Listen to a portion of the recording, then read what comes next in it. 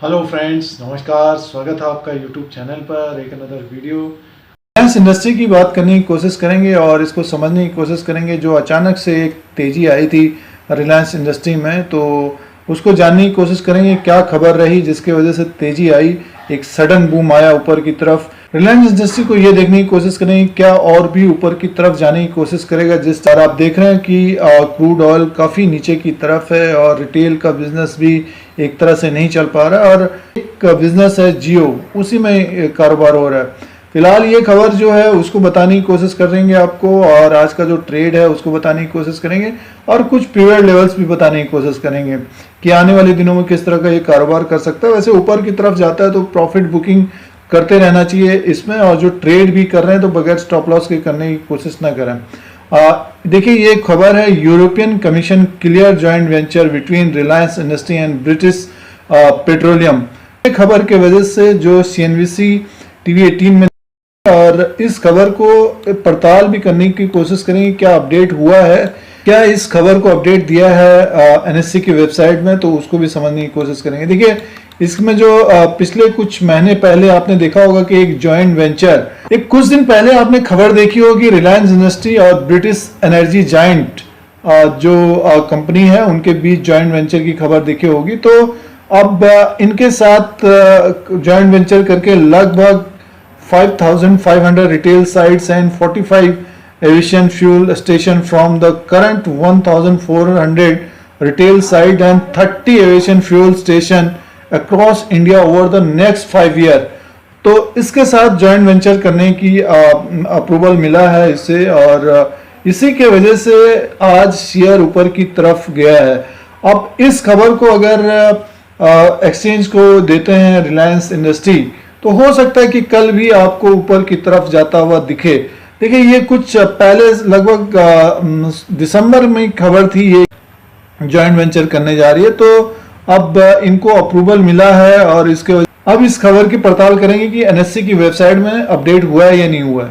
देखिए ये NSE की वेबसाइट है रिलायंस इंडस्ट्री लिमिटेड का, जो आज कारोबार हुआ था 21 अप्रैल 2020 को, और इसमें कंपनी ने इंफॉर्मेशन दिया या नहीं दिया उसको देखने की कोशिश करेंगे। आज का ट्रेड देखने की कोशिश करें। देखिए किस तरह से इसमें गिरावट थी, लगभग 1164 इसने लो बनाया था, 1252 के आसपास इसने हाई किया है, 1210 ओपन हुआ है, 1243 प्रीवियस क्लोज था। तो यहां से ये लगभग 1170 के आसपास ये ट्रेड कर रहा था, क्लोजिंग तो 1237 में आई। अब जो इंट्राडे कर रहे होंगे, जो शॉर्ट में कारोबार करेंगे, जिन्होंने स्टॉप लॉस नहीं लगाया होगा, तो देखिए ये 2 बजे के बाद बहुत तेजी से ऊपर की तरफ निकल गया था।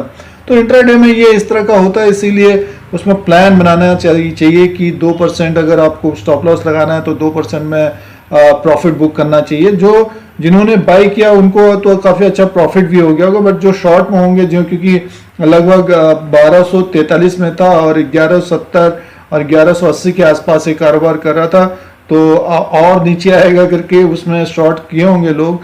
तो जिन्होंने स्टॉप लॉस ने काफ़ी नुकसान आज दिया होगा रिलायंस ने, बट अच्छा एक ऊपर की तरफ जंप किया है रिलायंस ने, और हो सकता है कि यहाँ से भी अगर एक खबर सही हो जाती है, अपडेट हो जाता है जॉइंट वेंचर ब्रिटिश पेट्रोलियम के साथ, तो आप फिर ये स्टॉक रिलायंस इंडस्ट्री आपको ऊपर की तरफ जाता हुआ दिख सकता है। लगभग 1300, इससे पहले भी वीडियो बनाने की कोशिश की थी कि लगभग 1300 के आसपास तक जाने की कोशिश कर सकता है, और इसमें प्रॉफिट बुक करते रहना चाहिए रिलायंस इंडस्ट्री में, क्योंकि इनका जो पेट्रोलियम का बिजनेस है बहुत दिक्कत उसमें रहेगी आने वाले समय में।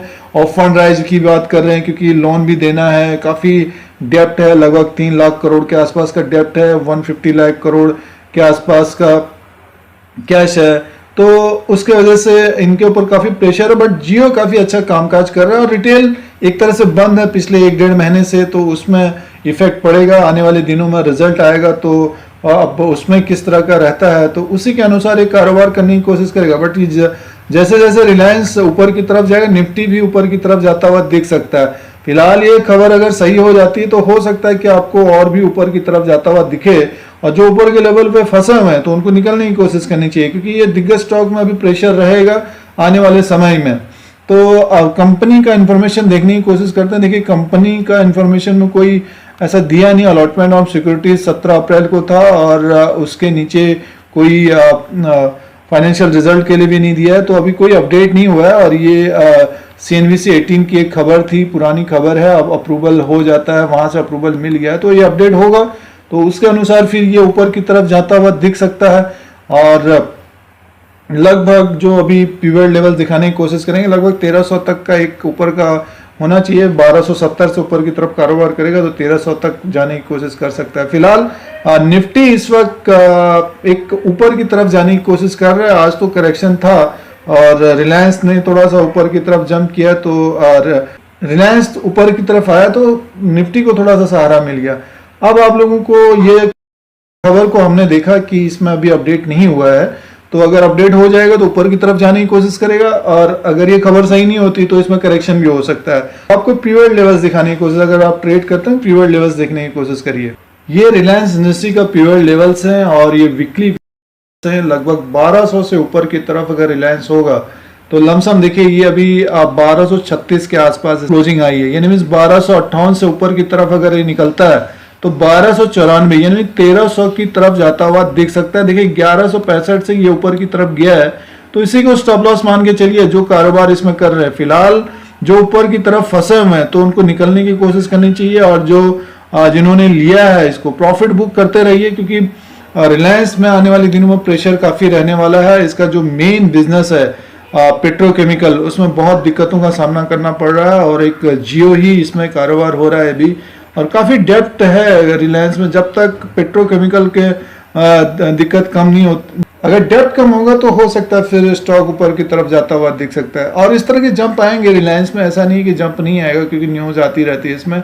और 5 डे से 50 डे का मूविंग एवरेज 1164 से 1341 है। अगर इसके ऊपर अगर निकलता है तो हो सकता है कि और ऊपर की तरफ जाता हुआ दिख सकता है। फिलहाल देखिए 1250 के आसपास है, और अगर ये खबर सही हो जाती है तो हो सकता है कि 5 से 10% ऊपर की तरफ जाता हुआ दिख सकता है। फिलहाल जो खबर की पड़ताल की गई है तो अभी तो कोई अपडेट हुआ नहीं है, तो अगर अपडेट हो जाता है तब ऊपर की तरफ जाता हुआ दिखेगा। और अगर कंपनी की तरफ से कोई भी क्लैरिफिकेशन नहीं आता इस खबर का, तो मान के चलिए 1165 फिर से आने की कोशिश कर सकता है।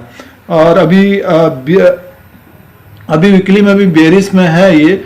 और मंथली में देखिए, मंथली में ये है कि जो फिबोनाची का है उसमें लगभग 1307 तक का है ऊपर का रेजिस्टेंस, तो अभी 1240 के आसपास है। ये हो सकता है कि आपको 1300 तक जाता हुआ दिख सकता है। अगर इसमें गिरावट होती है मंथली के हिसाब से 1119 का इसका पिवट लेवल से, ये ध्यान रखिएगा आप। इससे नीचे की अगर लुढ़कता है तो फिर 3 फिगर में आने की कोशिश करेगा।